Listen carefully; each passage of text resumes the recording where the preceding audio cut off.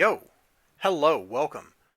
I got Solar, Man of the Atom, issue 27 here. Now, this is all part of the Elizibar's collecting Valiant comics out of the free bin at Graham Crackers series, which means I haven't read like the issue before this or the issue before that, so I come into this really blind, like I'm picking this up off of a spinner rack. No idea what's going on in the book. And I gotta tell you, I liked it. The writing in this was pretty dope. Like, I didn't know what was going on.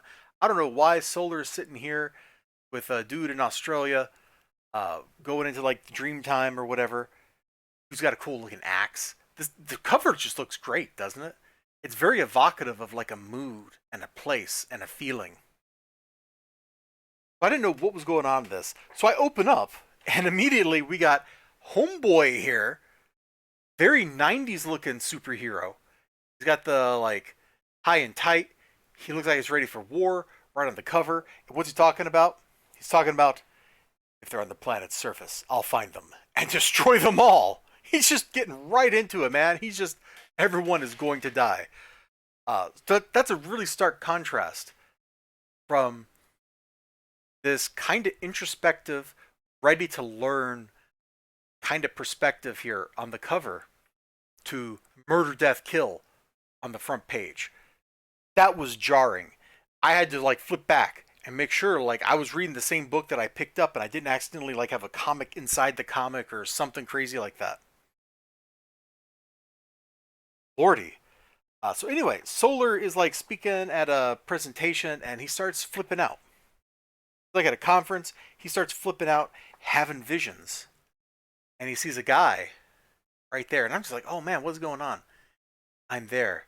A time of awakening. Dream time. Like witnessing a birth. And his girlfriend like helps snap him out of it. But he's like, I got to go to Australia. And so he goes. I mean, if you can fly, think how liberating that would be. Flying or teleporting or whatever to get to where you want to go. Just whenever you feel like it. Like, that is a kind of liberation that I can't imagine. Like, the best I can do is I can get out and drive. And then I'm limited by money. I'm limited by the availability of service stations. The car's ability to keep driving through intemperate terrain and weather. Homeboy here, he just goes wherever he wants. And he goes to Australia. And he meets a dude. And it all just looks great. The facial expressions I find just wonderful. His laughter feels genuine. His little smile in response to what the other guy's saying feels good. These two feel like they're friends. Like they've just met. They've been talking for like 5 minutes and they already feel like they're close. Because they've both been receiving visions telling them to go to this place and hang out and meet the other person. It's really great. Their first interaction is he was like caught looking through a telescope at some stars. So this guy comes into this and he's already developed as a character. He's got an interest in astronomy. He's got a background in academics. He's just laying all that stuff down on us. He feels very real and very genuine. This is like Ace's writing. It absolutely feels good. And here's the crazy thing: like, there's no real super shenanigans in this book.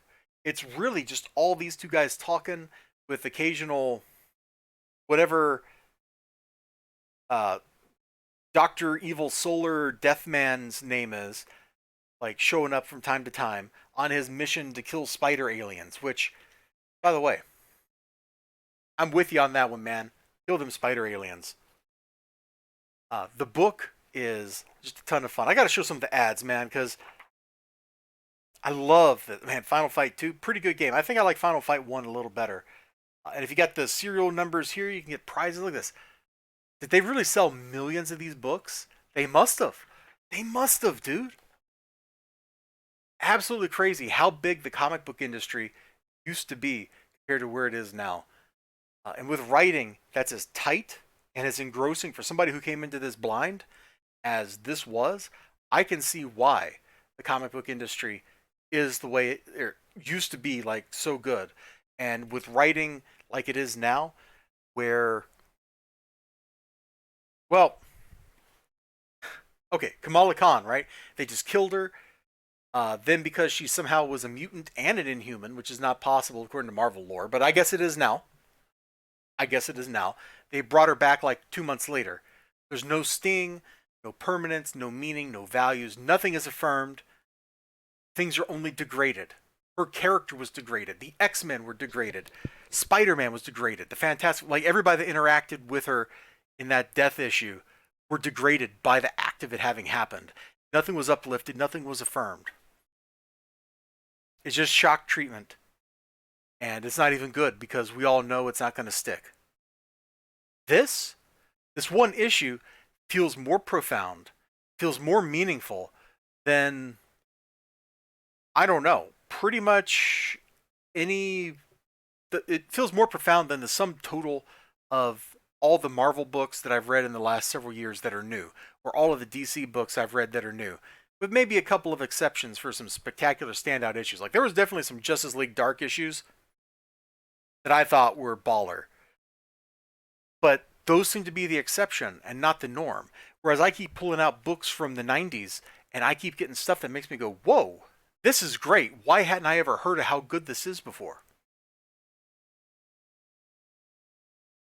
There you go. A book I have no idea what it was about, and it sucked me right in. You all take care of yourselves. You have a great one, and bye bye.